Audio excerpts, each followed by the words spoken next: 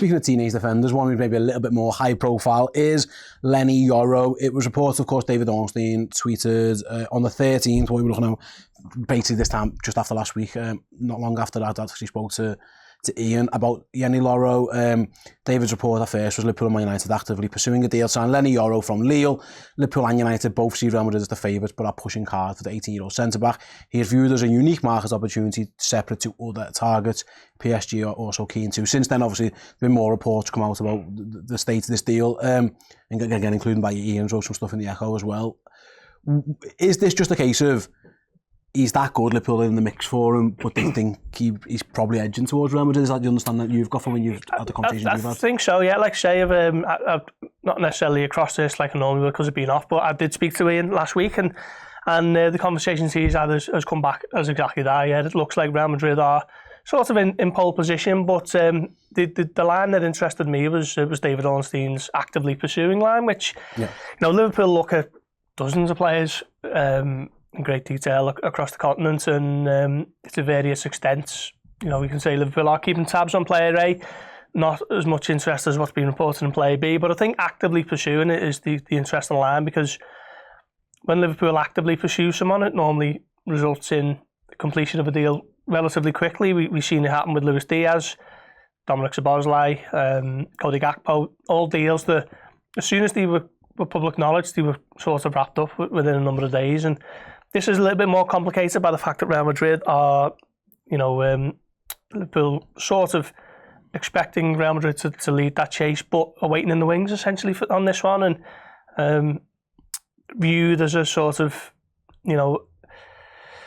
almost an opportunistic deal, but it will be to, tens of millions, 30, 40 million, depending on what Lille do. I think his contract's up next summer, is it? So they're keen to sell this summer to avoid losing him on a free next summer, which I think is where the interest comes from Liverpool. Real Madrid aren't necessarily in need of the player, but it'll be sort of in keeping with their recent history of bringing in a top young player every summer. You think Camavinga, Tchouaméni, obviously Bellingham last summer. This would be in that sort of mould. But Liverpool have a good relationship with his agency, which is the interesting one. I think that might be where things are at the moment in terms of waiting for the encouragement to step up the interest further if they do. If it becomes clear that perhaps Real Madrid aren't necessarily looking this summer, and they can look at it and think, well, he's only 18 in 5 years' time, and he's 23 and he's an international, they can look to move then, and they're not going to be paying too much more than what they would this summer. So, yeah, this is a really interesting one.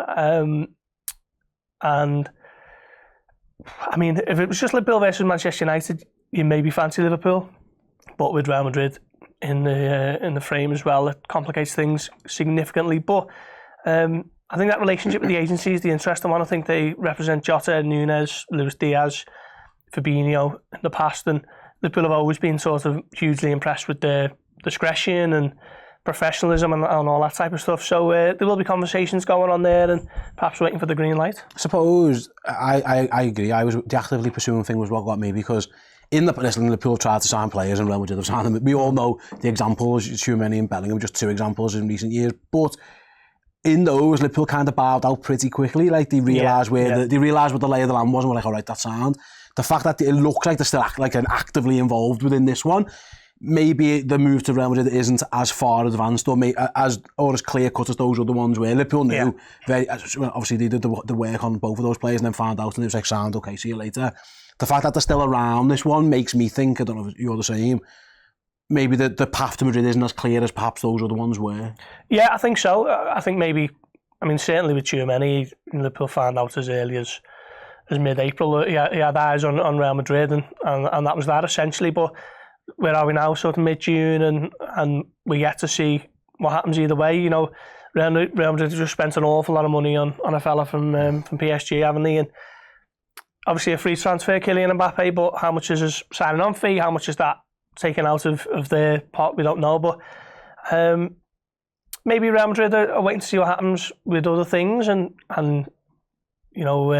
Leny Yoro remains sort of a target for them, but not necessarily first choice for the summer. And I think that is where Liverpool are coiled, if you like, waiting for the development favourably, and then they can move and we'll see what happens. No doubt he's a talented defender, and if you're signing him, you've got him for best part of 10 years, haven't you? Before you've got to have a conversation. He looks like a top talent, playing regularly for Lille and Ligue 1 every week, really. And obviously, it's a big step up if he's to move to the Premier League, and he's going to be playing the Champions League with Liverpool. But this is what Liverpool are looking to do, isn't it? Bring in the top players when they're young enough and keep them around for the best years. So I think this is a really interesting one this summer, and it's the first one where we know Liverpool are definitely ready to pounce if they do get the go ahead. I suppose it's viewed as a unique market opportunity separate to other targets. I understand that basically, he's just that good. He's a kid. He's available. We think we can get him because, like you said, the contract situation of a fee that I think everyone would be relatively comfortable to pay for him. Having said that, I can't imagine a world where Liverpool will sign Leny Yoro and then still sign another centre-back. You know what I mean? So obviously, it's well and good framing it like that, Paul, but it does appear like he's the target. He's the one. And if they don't get him, they'll move on. Because I can't see a world where it's like, oh yeah, we'll sign him, but by the way, here's X, Y, and Z, or here's Matt Gay, or whoever it is over here. Yeah. It does feel like, it's him, and if it's not him, then you'll have to move on. So it'll be interesting to see how long they're willing to wait. I don't know if you've had any indications, but when do they want this? When would they need to know? Is there a cut-off line for all of these clubs? Because you can't be hanging on forever. Someone like a Ryan Gravenberch last season, he was kind of a nice to have. If that, I don't know if I've framed that right, but it was they went desperate for him. Whereas someone like an Alexis McAllister, they were like, bang, we want to get it done straight away. I don't know where you think Leny Yoro fits on that scale, because it probably should be quite high, you'd think, if Liverpool are in the market. They do want a centre-back. Yeah, I like it because it shows Liverpool, being proactive and aggressive and, not necessarily part of a grander plan. It's almost like, this kid's great, we'd love to have him, let's see what we can do. And maybe there's a case to be made that Liverpool don't do that enough, just irrespective of what your squad is looking like and what your long-term sort of 2, 3, 4 year plan is. You look at players who are developing, they're available and they're top quality, and you think, well, let's go and make a move and bring them in, and then, once we have them, we'll see what we have to do with other targets or the players, within the squad. So it's maybe a little bit of a shift in thinking. I don't think it's going to be too much of a departure generally from Liverpool's model. It's kind of kept them in good stead, but yeah, it seems like a little bit different, doesn't it? He's what is he? He's still a teenager. He's not someone who's in that bracket of sort of 22 to 25. And we spoke about a couple of weeks ago the Liverpool like players to be of that age, having had 150 senior appearances behind them. I don't think he'll have anywhere near that. But he might not be that far off. He's played a lot of games. Yeah, but certainly someone who they think is a real star of the now and certainly the future, and see what they can do. And just the fact that Real Madrid are also interested in him tells you that Liverpool's judgment is probably quite sound on this one as well. Yeah, there's talk that Real Madrid, I think Marin is close to joining Napoli. Maybe they're just waiting to get all the ducks in terms of finances. Because, like I say, it feels like that. I saw Fabrizio Romano saying, the issue at the moment is Real Madrid might not be keen to pay that much money for him. At some point, you'd imagine that gets sorted, but you are right. They've had a big outlay on probably the best player in the world, or one of the best players in the world at the moment.